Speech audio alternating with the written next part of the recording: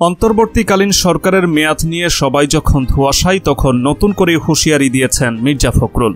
কবে নির্বাচন চান, কবে তার রূপরেখা চান, সবকিছুই পরিষ্কার করে দিয়েছেন বর্ষিয়ান এই রাজনীতিবিদ। নির্বাচন প্রশ্নে অতি দ্রুত সংলাপের উদ্যোগ নিতে অন্তর্বর্তীকালীন সরকারের প্রতি আহ্বান জানিয়েছেন বিএনপি মহাসচিব মির্জা ফখরুল ইসলাম আলমগীর বলেন, আমরা এখনও ১/১১-র কথা ভুলে যাইনি। তাই আবার যখন ওই চেহারাগুলো সামনে আসে তখন যথেষ্ট সন্দেহের উদ্রেক হয়, প্রশ্ন এসে যায়।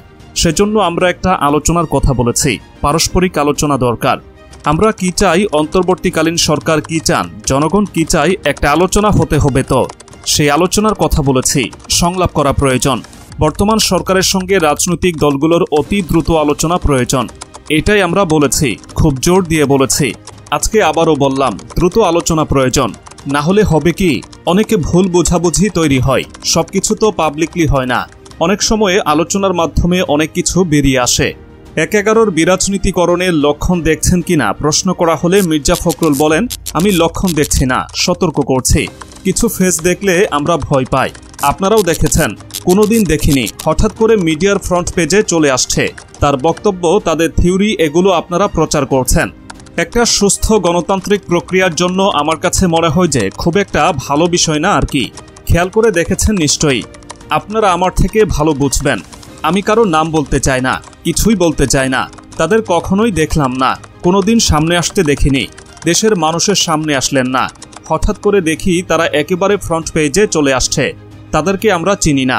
গতকাল রাতে দলের ভারপ্রাপ্ত চেয়ারম্যান তারেক রহমানের সভাপতিত্বে ভার্চুয়ালি জাতীয় স্থায়ী কমিটির বৈঠক হয়। এই বৈঠকের সিদ্ধান্তগুলো জানাতে বুধবার দুপুরে গুলশানের চেয়ারপারসনের কার্যালয়ে এই সংবাদ সম্মেলন হয়।